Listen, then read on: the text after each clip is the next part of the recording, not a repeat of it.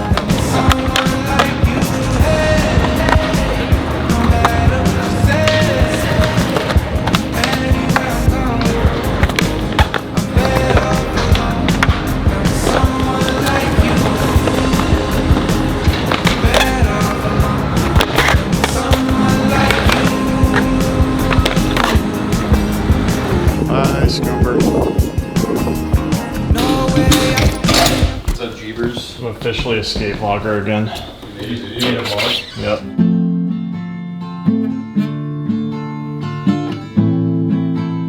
Geez.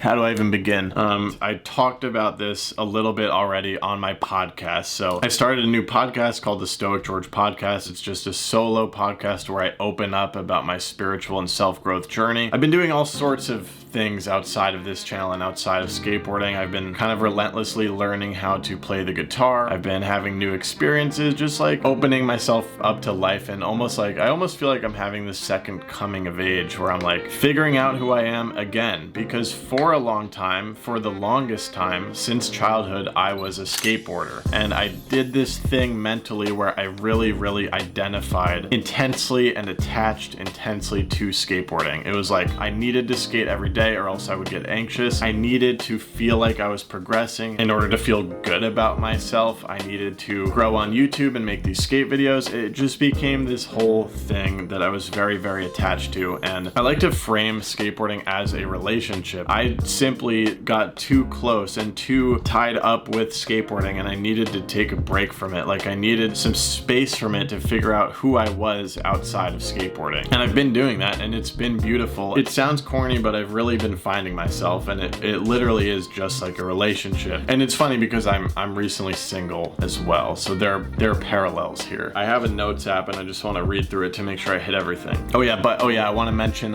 coming to this perspective is actually what's helped me slowly start to end my break with skateboarding. And I'm not saying I'm gonna be back on the channel regularly. I was so obsessed with the upload schedule for such a long time, and it was got really toxic for me. You know, I burned out intensely. I didn't know why I was creating anymore. What's cool about filming this video is I was like genuinely called to it, and I had a lot of fun filming the clips this morning and filming the session. And here's something I wrote about this idea. Filming this video today is for my inner child, for the kid that loved skateboarding, for the kid who wanted to be a YouTuber, for the kid who loved to create and be silly and sentimental and have fun but got too caught up in self-consciousness to keep going. Look at us. We can bike to the skate park whenever we want now. We have viewers watching us on YouTube. We live in Brooklyn with our friends, and it's so much fun. Everyone around you is making music and movies and art, and you feel so at home and energized around them. And look how good you are at skateboarding. Yeah, you know, it's funny, like, this break was so so beautiful for me, but then I started to realize that like, oh, okay, like I don't need to completely cut this thing out of my life. If I feel called to skate, I can do that. And if I do feel called to skate, it's probably something that's gonna make my inner child happy. You know, as a kid, I loved skateboarding, and that's not just gonna go away. And I tend to create so many rules in my head. Like I created these rules, like I need to skate all the time in order to be a skater. But now I see that this is just something that I can love, and I can appreciate the journey that I've been on with it. And I don't need to grasp on so hard, but I can still enjoy it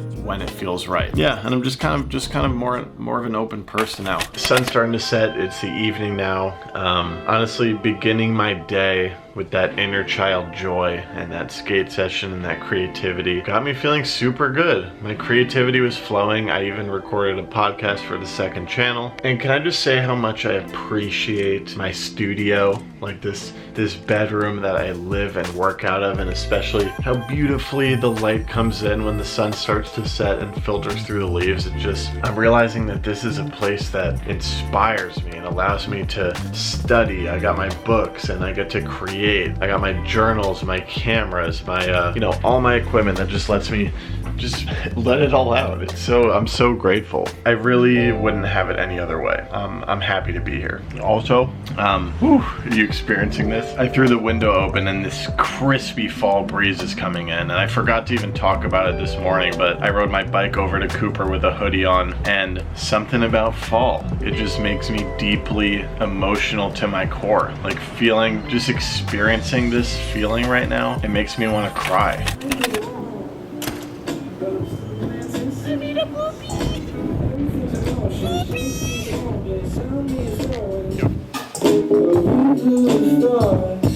Is much to see.